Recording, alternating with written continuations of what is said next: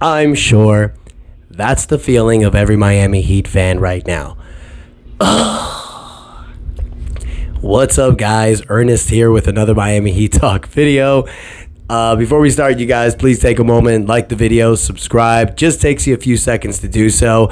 I've actually noticed that 60% of you that watch the video ain't even subscribed, so do your boy a favor and click that button. Man, was tonight a letdown. I'm going to be saying that the whole video. For those of you that saw it, we witnessed an incredible heartbreaker. Tonight, the Miami Heat lose to the Milwaukee Bucks, 131-124. Man, it's not just the fact that we lost this game, y'all. I mean, this one hits hard because the way that we lost it. For those of you that saw the game, man, it was a nail biter. You know, the Heat were getting smacked in the first quarter. They came back to bring it down to a 9-point lead.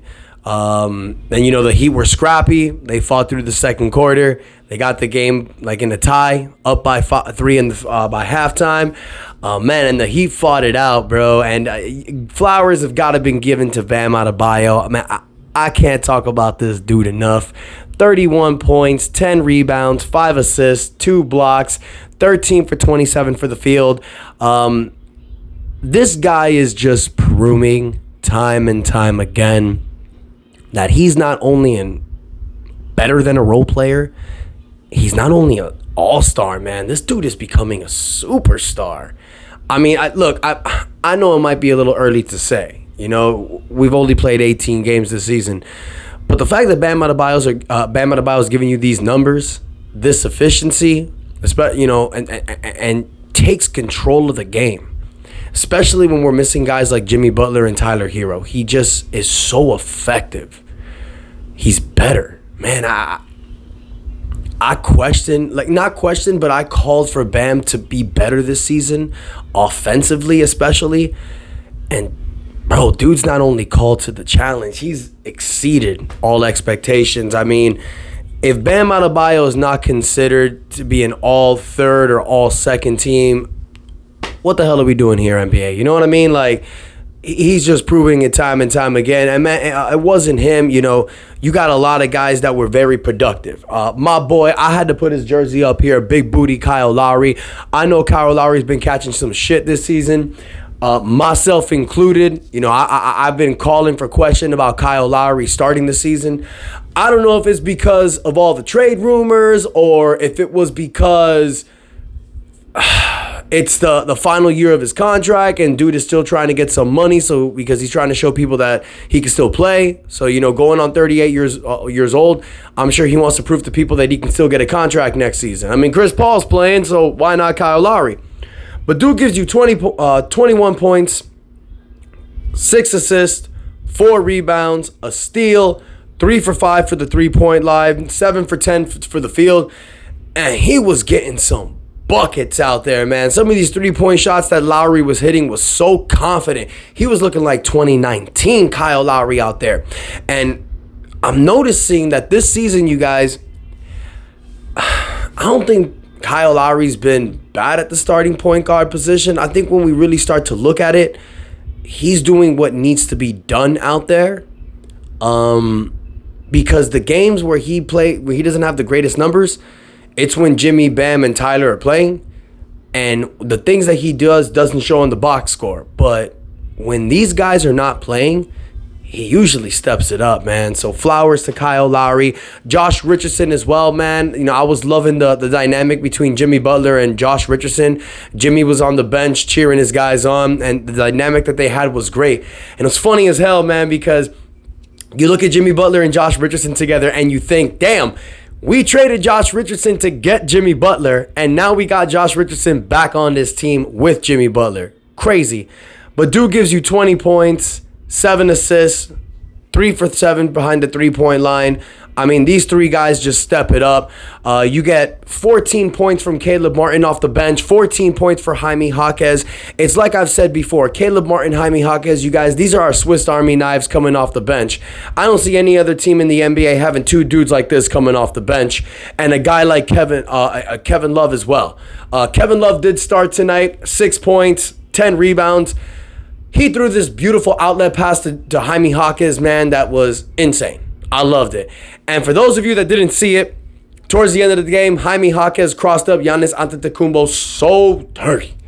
Bro, this kid, Triple J, he's got to be all rookie first team this season with the way that he's playing. I mean, my God, bro, I've called him the steal of the draft. Bro, I wouldn't be surprised that if he keeps up consistency like this, he might be like a top 3 ballot for rookie of the year. We all know that Wemby's going to get it this season. I don't think anybody will doubt that. Victor Wembanyama's a shoo-in for Rookie of the Year, but I wouldn't be surprised if Jaime Jaquez got some votes as well. Call me crazy. That's my opinion. Another guy that contributed, you got Duncan Robinson, who gives you 13 points, 3 for 7 for the field. Jamal Cain also gives you 11 solid minutes with 5 points. So Spoelstra ran an 8-man rotation, but look at this, y'all. Jimmy Butler, Tyler Hero, Haywood Highsmith, 3 guys that are in our regular rotation don't play, and the Miami Heat take it to Milwaukee. Give them the business and almost win this game. Because Miami was up by 5 by 1 point, but look, I don't want to be that dude. I don't like calling referees officiating into question, not because I'm afraid of it or anything, but because there's no freaking point. You know, the referees live on this island that anything they do is not wrong, apparently. So if they call something, you can challenge it. Eric Spoelstra used his challenge in the third quarter. It was this shot where Giannis did this step back fadeaway, and Bam clearly didn't foul him. But bro, I thought that was a rookie mistake. That's not something Spoelstra does. Spoelstra usually saves his challenges for the end of the fourth quarter because of bullshit calls like we saw in this game. And because Eric Spoelstra wasted that challenge, that technical foul that he got with the foul with Damian Lillard from Josh Richardson, that could have been called back. The travel that was called by Jaime Jaquez with 2 minutes left, that was a critical turnover, that could have been called back into a challenge. So I think Eric Spoelstra blew his load too quick with the challenge in the third quarter. That's a rookie mistake. You don't do stuff like that. I think that when it comes to challenges, Eric Spoelstra was, to me, he was the GOAT at this. He would do it all the time in the 2022 season. There'd be ridiculous calls in the third quarters. The players would be like, and Spoelstra would be like, nah, because he knew that if you save the challenge for the end of the game, especially a close game, it might be beneficial. So I think Spoelstra made a mistake there. There was, bad calls, a mistake in coaching, and missed opportunities. The Miami Heat lose this game. But everything that I said, you guys, to me was a positive. I think this Miami Heat team are showing that they're not only that they can compete with the best, that they can be one of the best. And then call me crazy, but if you don't have Jimmy, you don't have Tyler, you don't have Haywood, and you still take it to Milwaukee like this, that says something about your squad.